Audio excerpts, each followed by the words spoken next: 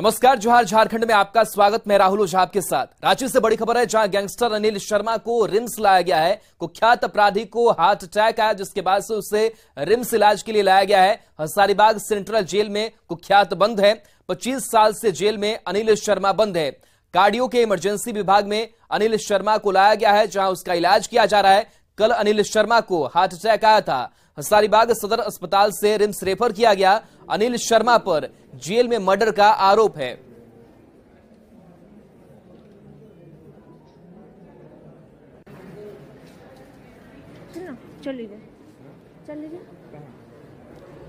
तो रांची से खबर आपको बता रहे हैं, जहां पर गैंगस्टर अनिल शर्मा को हार्ट अटैक आया, जिसके बाद से इलाज के लिए अस्पताल में भर्ती कराया गया है।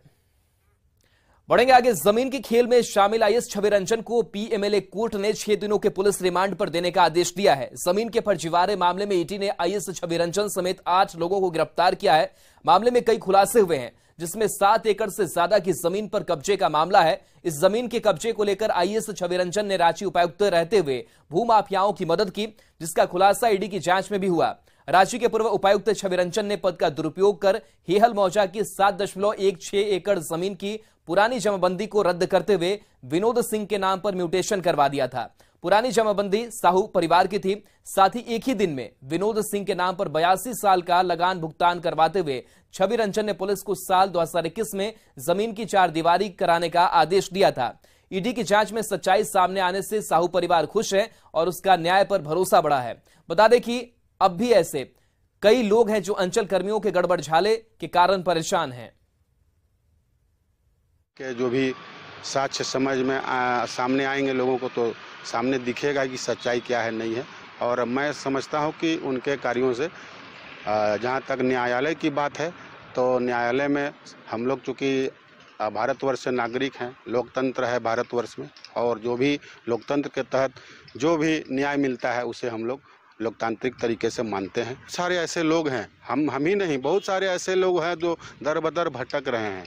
तो कम से कम इन सब चीज़ों को संज्ञान में लेकर के थोड़ा सा एक तो प्रॉपर वे में काम होना चाहिए। बस हम मुख्यमंत्री महोदय से यही निवेदन करना चाहते हैं। जमीन हेहल अंचल में है और खाता नंबर 138, प्लॉट नंबर 560 और 61 है, जिसमें फर्जी तरीका से अंचल की मिली भगत के ये से इससे पहले दिलीप कुमार थे, उन्हीं के ये में ही हमारे ज़मीन को फर्जी तरीका से मोटेशन करा दिया गया है।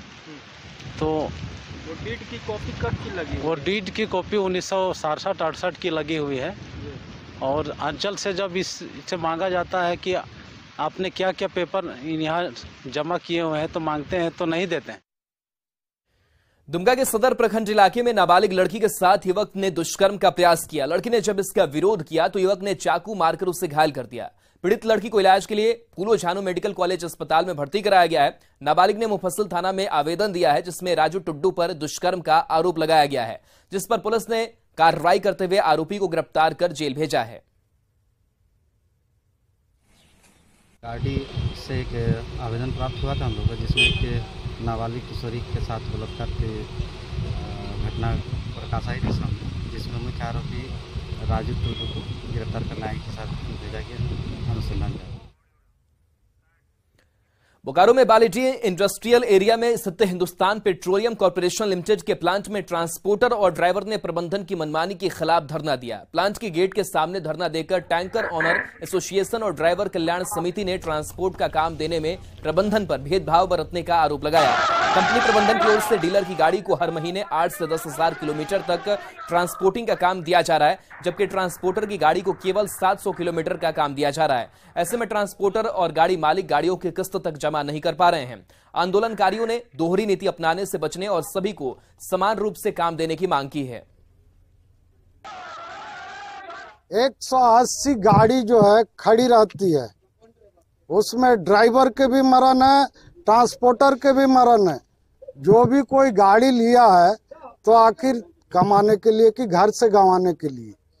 आज यहाँ पर जो मनमानी चल रही है अफसर की, ये बेगर कहे पूछे किसी से, अगर ये आपको देना ही है सप्लाई, वही लोग के डीलर के ही यति करना है सपोर्ट में, तो ट्रांसपोर्टर को आप डिक्लेयर कर दीजिए।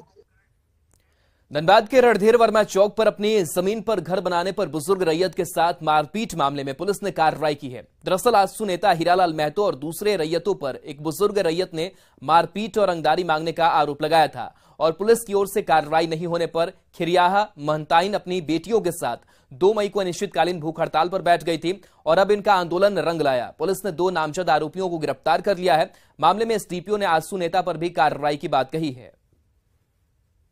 में 2 आरोपियों की नामजद आरोपियों की गिरफ्तारी हो चुकी है, उनको न्यायिक हिरासत में भेजा गया है और जो पीड़ित परिवार है उनके द्वारा जो कांड दर्ज किया गया उसका अनुसंधान अभी जारी है। जो भी लोग इसमें संलिप्त हैं उनकी संलिप्तता के विरुद्ध जो साक्ष्य संकलन करके उनके विरुद्ध विधि सम्मत कार्रवाई की जाएगी।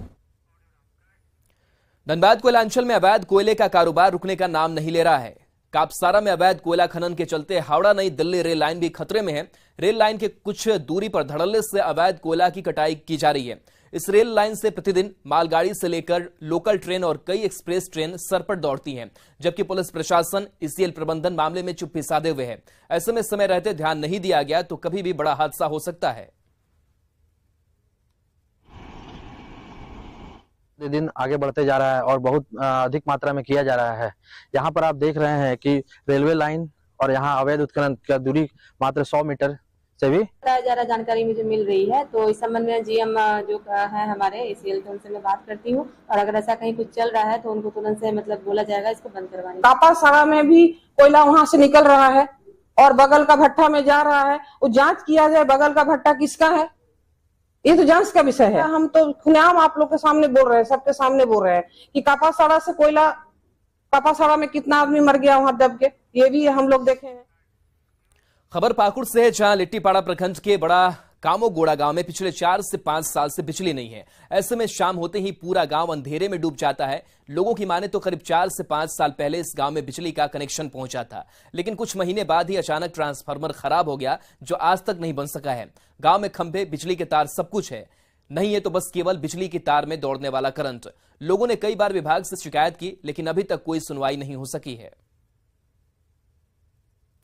हो गया 5 साल से बिजली अभी तक नहीं जल रहा है, जैसे कि वैसे पड़ा हुआ है। इसलिए रिक्वेस्ट है कि वहाँ बिजली जल्द ही, ट्रांसफार्मर नहीं है। तो कैसे करके आप लोग रहते हैं वहाँ? हम लोग ऐसे ही अंधकार में ही रहते हैं और रात में बहुत ही दिक्कत होती है। हम लोग के एरिया में बहुत आतंकवाद एरिया है, इसलिए हम लोग बहुत अंधकार में जी रहे हैं। बहुत रात को डर के हम लोग। कोडरमा में एक नाबालिग लड़की के साथ दुष्कर्म करने की घटना सामने आई है। मामला नवलशाही थाना क्षेत्र का है। बताया जा रहा है कि बीते 4 मई की रात को पीड़िता घर में अकेली थी, तभी 3 लड़के उसे उठाकर घर से दूर ले गए, जहां एक लड़के ने नाबालिग के साथ दुष्कर्म की घटना को अंजाम दिया। इधर पुलिस ने दिए गए आवेदन पर मामला दर्ज कर मामले की जांच शुरू कर दी है और आरोपियों की तलाश में जुटी हुई है।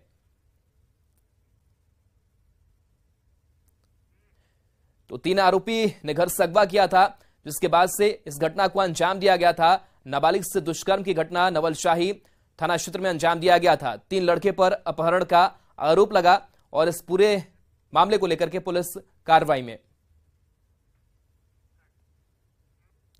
खबर गुमला से, जहां सामूहिक दुष्कर्म की शिकार विक्षिप्त युवती की स्थिति नाजुक बनी हुई है। इसे देखते हुए बेहतर इलाज के लिए उसे रिम्स रेफर किया गया। दरअसल पीड़ित युवती को 14 घंटे बाद भी होश नहीं आया था। उसकी हालत भी खराब होती जा रही थी, वहीं उसे होश में लाने के सारे प्रयास भी नाकाम साबित हो रहे थे। डॉक्टर की लगातार निगरानी के बाद भी जब उसकी हालत में सुधार नहीं हुआ तो उसे तत्काल रांची रिम्स रेफर किया गया। आपको बता दें कि मानसिक रूप से विक्षिप्त युवती को कुछ आरोपी घर से उठाकर ले गए थे और सामूहिक दुष्कर्म कर अधमरे अवस्था में तालाब किनारे फेंका था। गैंगरेप का विरोध करने पर उसके चेहरे पर कई बार वार किया गया, जिसके बाद उसकी हालत गंभीर हो गई थी। पुलिस मामले की जांच कर रही है और जल्द ही आरोपियों की गिरफ्तारी का दावा कर रही है।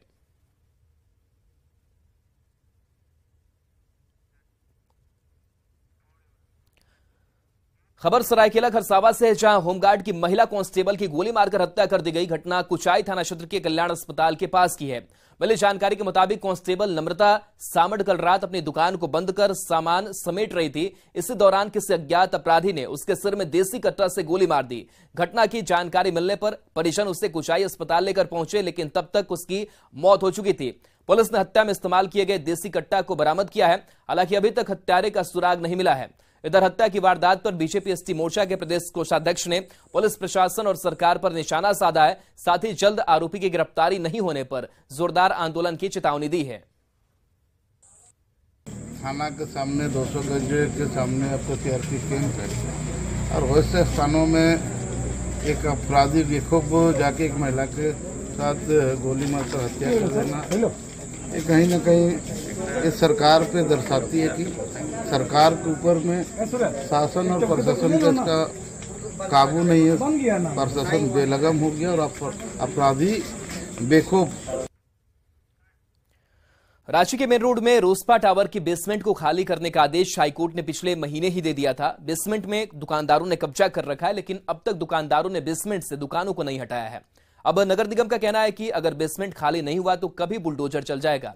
पिछले महीने नगर निगम ने बेसमेंट दुकानों को खाली कराने के लिए लेटर जारी किया था। ऐसे में नगर निगम का कहना है कि अगर बेसमेंट में दुकानें खाली नहीं होती है तो किसी भी दिन बुलडोजर रोसपा टावर के बेसमेंट में चल सकता है और बिल्डर को इसका खर्चा भी चुकाना पड़ेगा। बता दें कि दुकानदारों ने 814 स्क्वायर फीट जमीन पर अतिक्रमण कर लिया है। ये दुकानें पार्किंग क्षेत्र में बनाई गई है। ज्यादा जानकारी दे रहे हैं संवाददाता गौरव झा।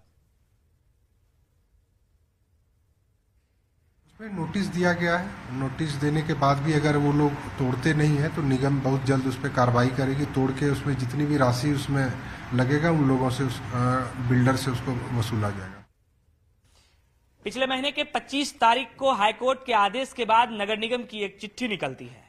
उस चिट्ठी के आलोक में रोसपा टावर को तोड़ने का काम युद्धस्तर पर शुरू हो जाता है, यानी रोसपा टावर का जो बेसमेंट है उसे तोड़ने का काम शुरू हो जाता है। हम आपको बता दें कि हाईकोर्ट ने यह आदेश दिया है कि रोसपा टावर का जो बेसमेंट है वो पार्किंग का स्थल है और उस पार्किंग के स्थल को जो अधिग्रहित कर रखा है, यानी ऊपर जो दुकानें चल रही हैं उनमें से कई दुकानों ने उसे अधिग्रहित कर रखा था, उसे यहां से तोड़ने का आदेश दे दिया गया था। और आप देखिए किस तरीके से तोड़ने का काम जो है वो युद्धस्तर पर चल रहा है। अभी जब हमारे बात नगर निगम के अधिकारियों से हुई है तो उन्होंने कहा है कि बहुत जल्द अगर जो दुकानें अंदर बनाई गई थी उसे खाली नहीं किया जाता है तो निगम का बुलडोजर अंदर चलेगा और फिर वहां ध्वस्त किया जाएगा। हालांकि आप देखिए युद्धस्तर पर तोड़ने का काम यहां पर खुद दुकानदारों ने लगा दिया है। कुछ चिन्ह निशान आपको दिख रहे होंगे, ये निशान इस वजह से लगाए गए हैं ताकि इन क्षेत्रों को भी जो आदेश आए हैं उस आदेश के आलोक में तोड़ा जाए।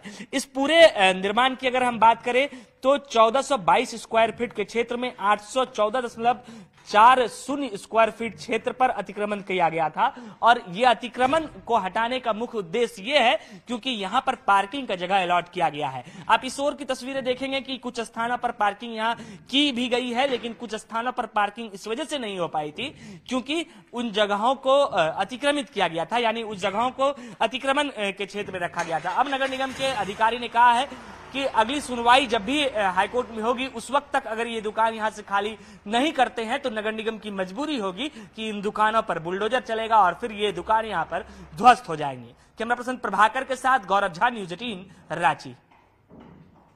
लोहरदगा जिला के बदला गांव का धीरज राम 15 दिन से गुजरात के सूरत से गायब है। लापता के भाई और चाचा ने लोहरदगा एसपी से युवक की सकुशल वापसी को लेकर गुहार लगाई है। बताया जा रहा है कि बदला गांव के ही गणेश लोहरा धीरज राम को काम दिलाने के बहाने सूरत ले गया था, जो 17 अप्रैल को ही निकला था, लेकिन अब तक वापस नहीं आया है। और जब गणेश लोहरा से बात की गई तो बात कराने में आनाकानी करने लगा। परिजनों ने गणेश लोहरा पर अपहरण और हत्या करने का गंभीर आरोप लगाते हुए सभी बिंदुओं पर जांच की मांग की है। मेरा भाई को 17/4 को कमाने के लिए ले गया था गणेश लोहरा और लालो उरा, और उसको लेके सूरत में छोड़ दिए। और वहाँ जैसे है कि वो बोले बात कराने के लिए बोले तो वो आनाकानी करने लगे मेरे से कि नहीं है कह के। हमसे 1000 पैसा भी डलवाया और बोला कि हम तेरे भाई को लेके आ रहे हैं कह के गणेश लोहरा, पर वो लेके नहीं आया। खूंटी के कस्तूरबा विद्यालय कालीमाटी की छात्रा ने डीओ से विद्यालय की वार्डन की शिकायत की है। छात्रा के अनुसार उसके ड्रेस और जूता को भी जमा करने पर मजबूर किया गया। छात्रा ने बताया कि स्कूल से पास आउट होने के बाद वार्डन द्वारा ड्रेस और जूता समेत अन्य सामान को स्कूल में ही जमा कर लिया गया। डीओ ने वार्डन से पूछताछ और जांच के बाद कार्रवाई का भरोसा दिलाया है। कस्तूरबा कालीमाटी खूंटी से हैं और फिर उसके बाद जब हम गए थे तो जो मेरा ड्रेस था कपड़ा वो फिर हम लोग पास करके हम लोग को निकल गए तो वार्डन, हम लोग की भी वार्डन थी, वो जमा करवा ली हम लोग को। यही शिकायत करने के लिए हम डीओ सर के पास आए थे। झारखंड राज्य जनसेवक संघ की ओर से 11 सूत्रीय मांगों को लेकर रांची में राजभवन के पास महाधरना दिया गया। दरअसल 2011 में राज्य भर में नियुक्त जनसेवकों का ग्रेड पे 2400 से घटाकर 2000 कर दिया गया है, जिसका लगातार विरोध किया जा रहा है। जनसेवक संघ ने पिछले ग्रेड पे को बनाए रखने को कहा है, साथ ही तकनीकी पद मानते हुए उनका ग्रेड पे 4200 रुपए करने की मांग की है। आज महाधरना में राज्य भर से पहुंचे 2000 जनसेवक शामिल हुए।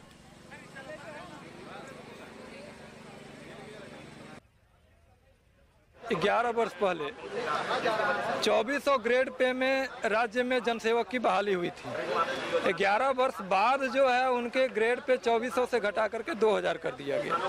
और सबसे ज्यादा अचंभित करने वाला विषय है कि जो कार्यरत जो जनसेवक हैं उनका ग्रेड पे घटा दिया गया। ऐसा नहीं है कि आगे आने वालों का घटाया गया। तो सबसे महत्वपूर्ण हमारा मांग है कि जो आदेश, जो अनैतिक आदेश विभाग के द्वारा निकाला गया है, 2400 ग्रेड पे को 2000 किया गया, उसको वापस जो है रिस्टोर किया जाए। और पूर्व से जो हमारा मांग है अन्य संवर्ग के जो देखा जाए स्थिति, उसके अनुरूप हमारा वास्तविक ग्रेड पे 4200 होना चाहिए। पाकुड़ के महेशपुर प्रखंड के बासमती गांव के सड़क टोला का आंगनबाड़ी केंद्र जर्जर और बदहाल हो चुका है। इसके बाद भी आंगनबाड़ी केंद्र संचालित हो रहा है, जिससे बच्चों के सिर पर खतरा मंडरा रहा है। अधिक पुराना होने के कारण भवन की दीवार और छत क्षतिग्रस्त हो चुके हैं। बरसात के दिनों में छत से पानी टपकने लगता है। वहीं देखरेख के अभाव में आंगनबाड़ी भवन का नींव कमजोर पड़ गया है। आंगनबाड़ी केंद्र में बच्चों की संख्या करीब 30 से अधिक है। लोग बच्चों की सुरक्षा को देखते हुए आंगनबाड़ी भवन निर्माण की मांग कर रहे हैं। मैडम आई, देखी सेंटर टूटा फूटा है, उनको बताया, वो भी फोटो ली, पेपर में भी दी, लेकिन उसके बाद भी कोई कार्रवाई नहीं। हम लोग आपका ग्राम प्रधान को से लिखवा के फिर जमा किए रजिस्टर ऑफिस में, अभी तक उसका भी कोई कार्रवाई नहीं। इधर 2-4 दिन पहले फिर एक कोई आए थे विजिट के लिए, वो भी फोटो वोटो लेके गए। आंगनबाड़ी में जो इसका टूटा फूटा घर देखे हम, इसमें बहुत खतरा है, जिसमें बच्चों को बहुत ही कठिनाइयों का सामना करना पड़ सकता है। अखड़ा संस्कृति बची रहे, इसे लेकर सिमडेगा में लगातार प्रयास जारी है। इसे लेकर कोलेबेरा में अखड़ा नृत्य प्रतियोगिता का आयोजन किया गया, जिसमें कोलेबेरा विधायक नमन विक्सल कोंगाड़ी मुख्य अतिथि रहे। उन्होंने संस्कृति की रक्षा के साथ ही जिले से पलायन रोकने पर भी जोर दिया और इसके लिए कृषि आधारित उद्योग लगाने को प्राथमिकता बताया। उन्होंने कहा कि इलाके में बड़ी फैक्ट्री नहीं लगाई जा सकती है, क्योंकि इससे पर्यावरण को नुकसान के साथ ही लोगों के विस्थापन का भी खतरा है।